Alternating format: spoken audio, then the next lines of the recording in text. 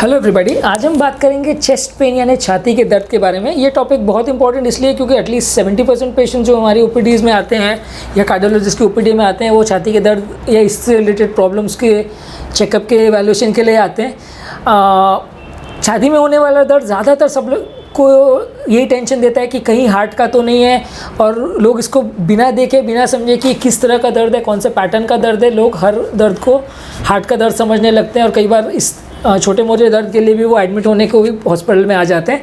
इसलिए आज हम ये जानने की कोशिश करेंगे कि किस तरह का दर्द को हमें सीरियसली लेना चाहिए और किस तरह के दर्द को सीरियसली नहीं लेना चाहिए, और किस तरह के टेस्ट से हम इसको फर्दर वर्कअप कर सकते हैं और इसमें किस तरह का ट्रीटमेंट हमें करना चाहिए।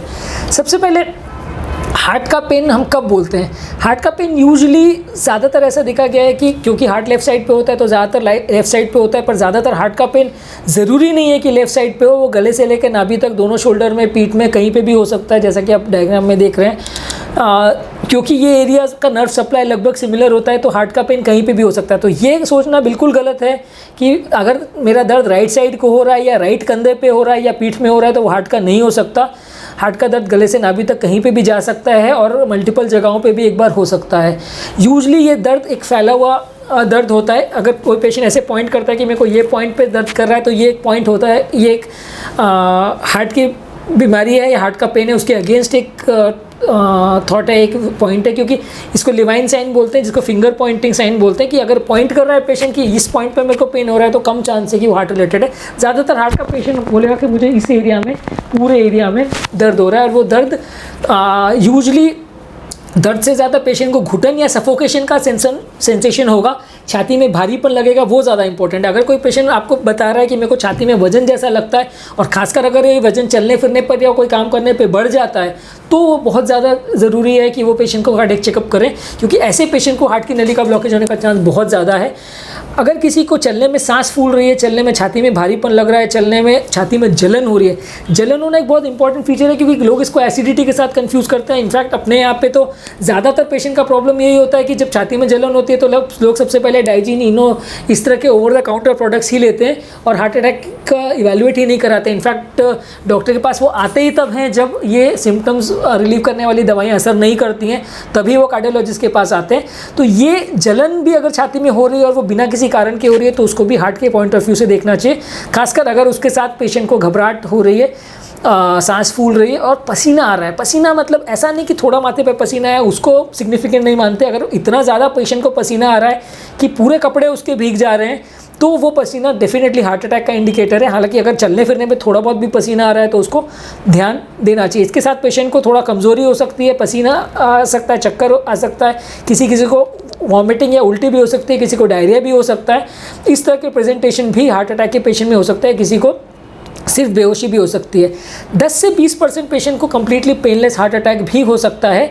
और ये जो कॉन्सेप्ट है कि लोग को लगता है कि सिवियर लेफ़्ट साइड में पेन होगा, बहुत पसीना आएगा, जिसको टिपिकल पेन बोलते हैं, ये सब पेशेंट में मिलता है, ऐसा ज़रूरी नहीं है। मेरा एक्सपीरियंस तो ऐसा ही है कि ऑलमोस्ट 20 to 30% पेशेंट्स में ही टिपिकल पेन मिलता है। बाकी 70 to 80% पेशेंट्स में पेन एटिपिकल होता है, जिसमें काफ़ी बार तो ऐसा भी होता है कि हमें पेशेंट को समझाना मुश्किल पड़ जाता है कि भाई आपके ईसीजी में हार्ट अटैक है, ये एसिडिटी नहीं है, ये हार्ट अटैक का पेन है क्योंकि ईसीजी में आ रहा है।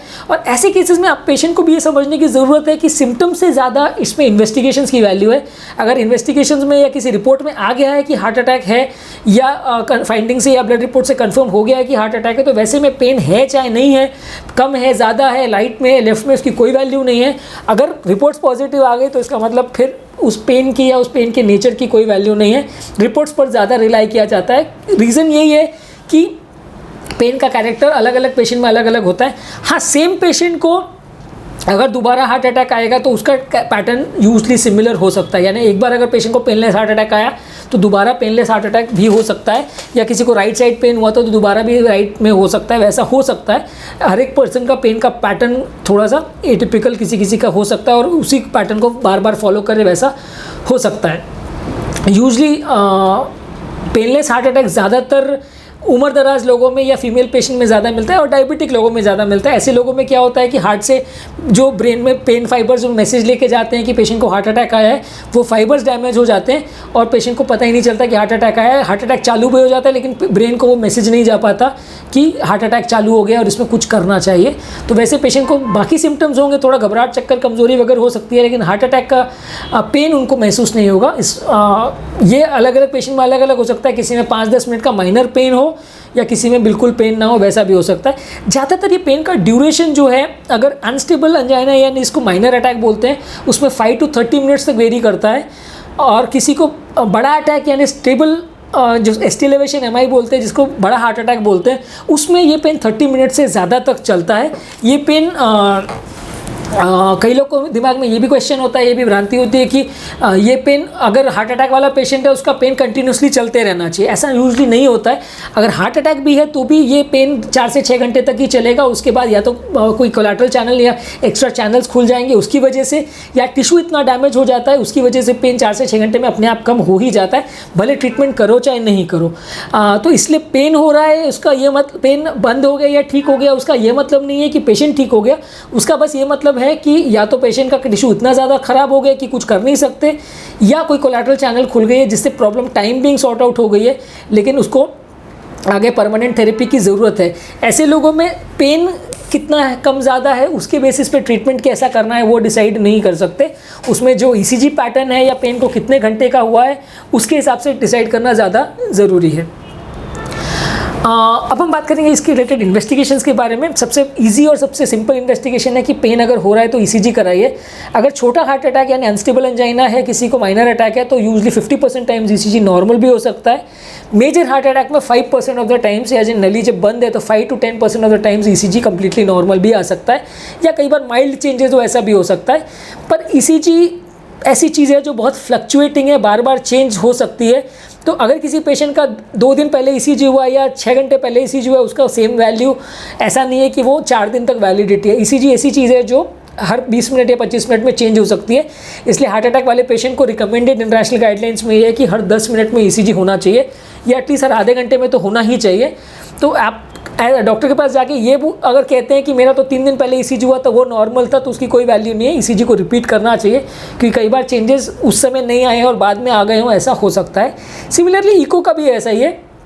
इको में भी चेंजेस जो है वो थोड़े टाइम के लिए आके जा सकते हैं। इको में भी कोई दीवार अगर हार्ट की कम काम कर रही हो तो उससे हार्ट अटैक को प्रेडिक्ट किया जा सकता है। पर सिर्फ ECG और इको के बेसिस पे 100% कंफर्म कह पाना मुश्किल है। इको में बेसिकली हार्ट की एक सोनोग्राफी है जिसमें हम हार्ट की कंडीशन, उसके दीवारों की कंडीशन, उसके वैल की कंडीशन और हार्ट अटैक से कुछ होने वाले कॉम्प्लिकेशन, दीवारें कितनी पतली हो गई, हार्ट के फटने का रिस्क कितना है, ये सब चीज़ों को असेस कर सकते हैं। पर इको से हार्ट अटैक को हमेशा जज कर पाना पूरी तरह से पॉसिबल नहीं होता। इसका प्रेडिक्टिव वैल्यू भी 80 to 90% जैसा रहता है।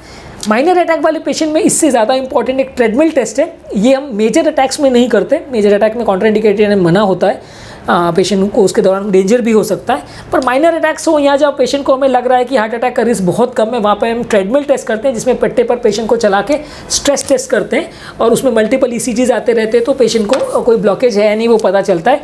जो लोग को घुटने वगैरह का प्रॉब्लम होता है या पट्टे पर नहीं चल सकते हैं, उसको केमिकल स्ट्रेस टेस्ट करते हैं, इसको डोबुटामिन स्ट्रेस टेस्ट बोलते हैं। एक स्ट्रेस इको भी होता है जिसमें हम पट्टे पर चलाने से पहले और बाद का इकोकार्डियोग्राफी को कंपेयर करते हैं, और उसमें प्रेडिक्टिव वैल्यू थोड़ा बेटर आता है। यानी कि सिंपल ट्रेडमिल जो हम करते हैं तो नली का ब्लॉकेज है या नहीं वो जानने की क्षमता 70% जैसी होती है। स्ट्रेस इको करते हैं तो 80% जैसी होती है।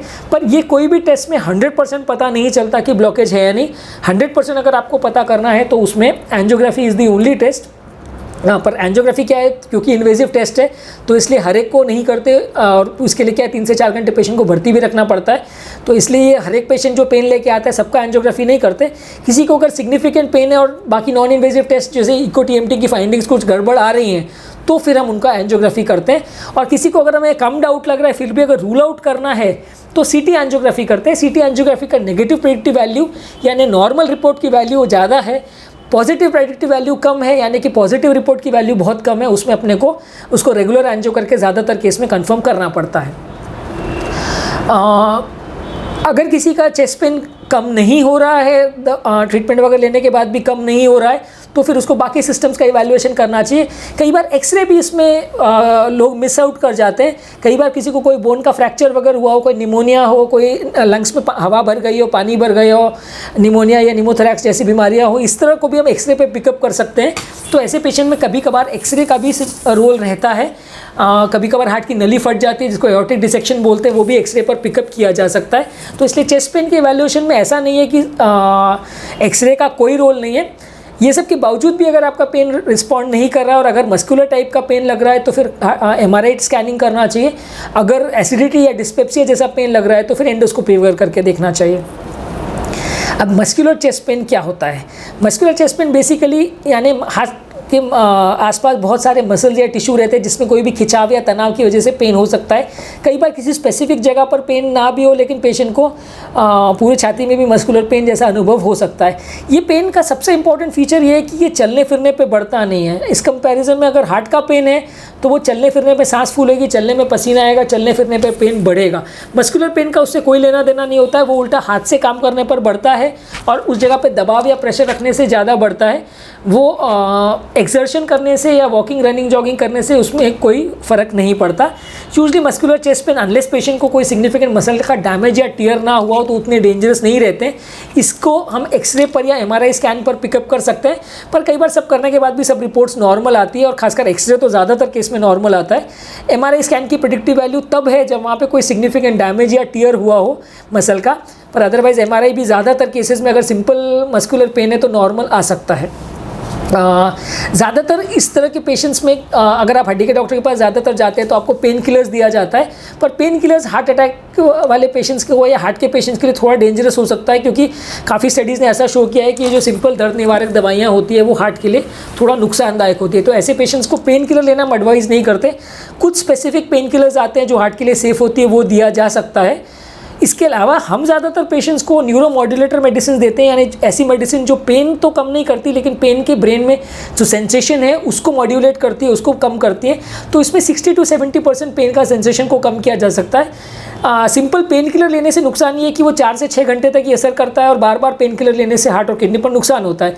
ये मेडिसिन नुकसान नहीं करती हैं। किसी किसी को थोड़ा नींद का इफेक्ट ज़्यादा आ सकता है, थोड़ा कमज़ोरी लग सकती है, थकान वगैरह ज़्यादा लग सकती है, पर अदरवाइज़ इससे सिग्निफिकेंट साइड इफ़ेक्ट्स कुछ ज़्यादा नहीं होते हो, तो ये दवाइयाँ ज़्यादातर सेफ़ है। इसके अलावा हम कुछ न्यूरल विटामिन देते हैं, वो अगर न्यूरोपैथिक टाइप पेन हो तो उसमें काफ़ी पेशेंट्स में हेल्पफुल रहती है।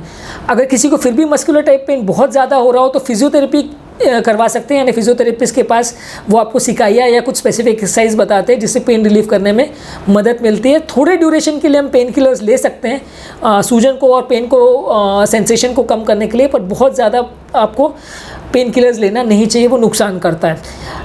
अगर फिर भी आपका पेन रिस्पॉन्ड नहीं कर रहा है तो डेफिनेटली आपको ऑर्थोपेडिक डॉक्टर वगैरह को कंसल्ट करके आपको उसके डिटेल वर्कअप करना ज़रूरी है। इसके अलावा जो एसिडिटी रिलेटेड पेन होता है वो यूजली छाती में जलन जैसा होता है। ये जलन खाने पीने के बाद बढ़ जाती है, साथ में डकारे और गैस वगैरह होने के सिम्टम्स ज़्यादा होते हैं। इस पेन का या जलन का चलने फिरने से कोई संबंध नहीं होता और ये चलने फिरने पर बढ़ता नहीं है, सांस नहीं फूलती, घबराहट, पसीना नहीं होता। तो ये पेन इसीलिए डिफरेंट होता है। अगर किसी को साथ में ये सिम्टम्स हो रहे हैं जलन के साथ तो डेफिनेटली हार्ट अटैक के लिए वर्कअप करना चाहिए।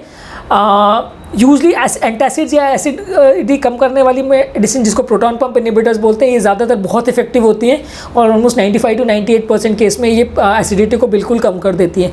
अगर ये पेशेंट को दवा से रिस्पॉन्ड नहीं कर रहा है और एंटासिड लेने से रिस्पॉन्ड नहीं कर रहा है और बार बार जलन हो रही है तो या तो उसको बहुत सीवियर एसिडिटी है जिसके लिए एंडोस्कोपी करना चाहिए या उसको हार्ट के लिए चेकअप कराना चाहिए, क्योंकि ऐसे पेशेंट को जलन हार्ट की बीमारियों में या ब्लॉकेज की बीमारी में भी हो सकता है।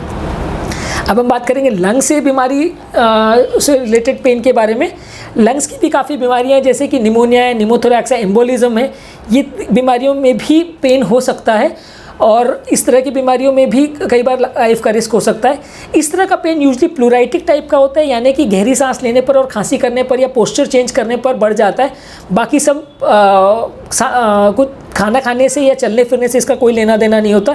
इसके साथ कोई घबराहट, पसीना, सांस फूलना नहीं हो सकता। हाँ, सांस फूलना कभी कभार निमोनिया, एम्बोलिज्म की बीमारी में हो तो सकता है, लेकिन थोड़ा सा इसके साथ हार्ट के पैटर्न की जो बीमारी है उससे थोड़ा सा इसका पेन का पैटर्न और इसका क्या चीज़ों से बढ़ता है, क्या चीज़ों से कम होता है, इसका पैटर्न अलग रहता है।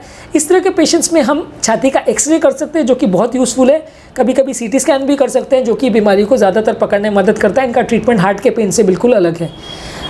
लास्ट हम बात करेंगे साइकोलॉजिकल या स्ट्रेस या एंग्जाइटी रिलेटेड पेन। कई लोग को कोई बीमारी नहीं होती, लेकिन फिर भी सिंपल एंग्जाइटी या स्ट्रेस रिलेटेड भी छाती में पेन हो सकता है, इसको साइकोलॉजिकल पेन बोलते हैं। इसके अलावा एक सोमेटाइजेशन डिसऑर्डर होता है, जिसमें पेशेंट को मल्टीपल पॉइंट्स पर टच करने पर पेन बढ़ भी जाता है या टेंडरनेस भी होती है, लेकिन ये पेन प्योरली साइकोलॉजिकल होता है और साइकेट्रिक मेडिसिन से अपने आप ठीक हो जाता है। एक हार्ट अटैक जैसा सिम्टम होता है, सिनेरियो होता है, जिसको पैनिक अटैक बोलते हैं। इसमें पेशेंट बहुत ज़्यादा घबरा जाता है, पसीना होता है, बेचैनी होती है, धड़कन बढ़ जाती है, लेकिन हार्ट के बाकी सिम्टम्स नहीं होते, पेन उतना ज़्यादा नहीं होता, सांस फूलने का सिम्टम्स वगैरह ज़्यादा नहीं होता। तो इससे हम हार्ट अटैक को डिफ्रेंशिएट कर सकते हैं। हालांकि पैनिक अटैक को इस हार्ट अटैक से डिफ्रेंशिएट करना मुश्किल है, पर हाँ ये जानना ज़रूरी है कि पैनिक अटैक ज़्यादातर यंग पेशेंट्स में, फीमेल पेशेंट्स में ज़्यादा देखने को मिलता है, और हार्ट अटैक ज़्यादातर डायबिटिक पेशेंट या जिनमें उम्र ज़्यादा है या रिस्क फैक्टर ज़्यादा है, उनमें ज़्यादा देखने को मिलता है। तो क्लिनिकल कैसा सिनेरियो है उसके हिसाब से आप जज कर सकते हैं कि ये पैनिक अटैक है कि हार्ट अटैक है। ऑब्वियसली इन्वेस्टिगेशन आप करोगे तो डिफ्रेंशिएशन हो ही जाता है। इसके अलावा इसका एक माइल्डर वर्जन है, जिसको एंग्जाइटी अटैक बोलते हैं। वो एक तरह से आप मान सकते हैं कि पैनिक अटैक का माइल्डर वर्जन है। उसमें उतनी घबराहट, पसीना या बेचैनी वगैरह नहीं होती, धड़कन वगैरह इतना नहीं बढ़ता, लेकिन एंग्जाइटी का ज़्यादातर कोई ट्रिगर होता है कि कोई कारण से पेशेंट को थोड़ा एंग्जाइटी बढ़ जाती है। ये कंपैरेटिवली माइल्ड होता है और ज़्यादातर मेडिसिन से ये कंट्रोल किया जा सकता है। ज़्यादातर पेशेंट साइकेट्रिक प्रॉब्लम्स या इस तरह की बीमारियां हम जब भी पेशेंट को बोलते हैं तो पेशेंट इसको अच्छी तरह से नहीं लेते, क्योंकि हमारी सोसाइटी में एक सोशल स्टिग्मा है। लोग इस तरह की बीमारियों को पागलपन से एसोसिएट करते हैं, इसलिए वो साइकेट्रिस्ट के पास जाना नहीं चाहते। आप कितने बार भी उनको बोलो तो वो साइकेट्रिक कंसल्टेशन नहीं करना चाहते। आपको ये समझने की ज़रूरत है कि साइकेट्रिक प्रॉब्लम्स, एंग्जाइटी, डिप्रेशन और घबराहट वाली प्रॉब्लम्स ये ऑलमोस्ट 20-30% ऑफ लोगों, सारी पब्लिक को होती है, और हर एक को साइकेट्रिस्ट के पास जाने की ज़रूरत नहीं है। पर हाँ, जो उनको ज़्यादा है उनको अगर साइकेट्रिस्ट के पास जा भी रहे हैं तो वो पागलपन नहीं है। ये सब बीमारियां पागलपन की कैटेगरी में नहीं आती, और साइकेट्रिस्ट सिर्फ पागलपन का इलाज करते हैं, वैसा नहीं है। अगर आपको ज़रूरत है तो डेफिनेटली साइकेट्रिस्ट के पास जाने से आपको इसमें काफ़ी मदद मिलेगी। ऐसे पेशेंट्स को हम भी हमेशा अगर ज़्यादा प्रॉब्लम लगती है तो साइकेट्रिस्ट के पास ही रेफ़र करते हैं। लास्ट में हम बात करेंगे इन सब पेन्स में जो लाइफ थ्रेटनिंग कॉजेज़ हैं या जीवन का जिसमें रिस्क होता है, उन कॉजेज़ के बारे में। इसमें हार्ट अटैक, एओर्टिक डिसेक्शन यानी हार्ट की नली का फटना, एम्बोलिज्म यानी हार्ट से जो लंग्स में नली जाती है उसका क्लॉट होना, निमोनिया का या लंग्स में हवा भर जाना, इसको निमोथोरैक्स बोलते हैं। ये 5-6 कॉजेज़ या कारण ऐसे हैं जिसमें जान का खतरा होता है। तो इसलिए जब भी आपको छाती में दर्द हो तो ये सब कारणों को सबसे पहले चेक करना और इवैल्यूएट करना और इनके लिए ट्रीटमेंट करना ज़रूरी है। एक बार ये सब कारण रूल आउट हो जाए और सब टेस्ट नॉर्मल आ जाए तो फिर अब बाकी मस्कुलर पेन, साइकोलॉजिकल पेन और एसिडिटी रिलेटेड पेन, इन सब के लिए आप इवैल्यूएट कर सकते हैं और उसके लिए आप टाइम लेके इलाज कर सकते हैं। जो लाइफ थ्रेटनिंग कॉजेज़ होते हैं उनको जल्दी इवैल्यूएट करना इसलिए ज़रूरी है क्योंकि अगर आप इसको में ट्रीटमेंट में देरी करते हैं तो जान जाने का रिस्क बढ़ सकता है। स्टडीज़ ने ऐसा बताया है कि हार्ट अटैक के पेशेंट में हर 30 मिनट जो ट्रीटमेंट में डिले होता है, मरने का चांस 8% के हिसाब से बढ़ते जाता है। तो इसलिए मृत्यु का दर बहुत जल्दी बढ़ता है इसमें, इसलिए इसमें डायग्नोसिस जल्दी हो, ट्रीटमेंट जल्दी हो, वो ज़रूरी है। जबकि सिंपल साइकोलॉजिकल पेन है या एसिडिटी रिलेटेड पेन है या मस्कुलर पेन है, इसको आप हफ्ता 10 दिन रुक के भी अगर ट्रीटमेंट करें तो जान का खतरा नहीं है, इसमें इतना फ़र्क पेशेंट को नहीं पड़ेगा। तो इसलिए जब भी अगर छाती में दर्द हो तो जो लाइफ थ्रेटनिंग कारण है या जिसमें ज़िंदगी का रिस्क है, वो कारणों को सबसे पहले इवैल्यूएट या तपास करना ज़रूरी है, खासकर हार्ट अटैक को। बाकी सब कॉजेज़ या बाकी सब चीज़ें जो कम रिस्क की हैं उसको बाद में भी अगर अपन ट्रीटमेंट कराएं या थोड़ा सा रुक के भी ट्रीटमेंट करें तो चलता है। मैं ऐसा नहीं कहता कि उनका ट्रीटमेंट ना करें, पर उसके लिए आपको थोड़ा टाइम मिल जाता है। हार्ट की बीमारियां और ये एम्बोलिज्म या डिसेक्शन जैसी बीमारियों में आपको टाइम नहीं मिलता है। 12 से 24 घंटे में अगर ट्रीटमेंट ना हो तो पेशेंट की जान भी जा सकती है, इसलिए इनको ट्रीटमेंट जल्दी करना ज़रूरी है। Thank you.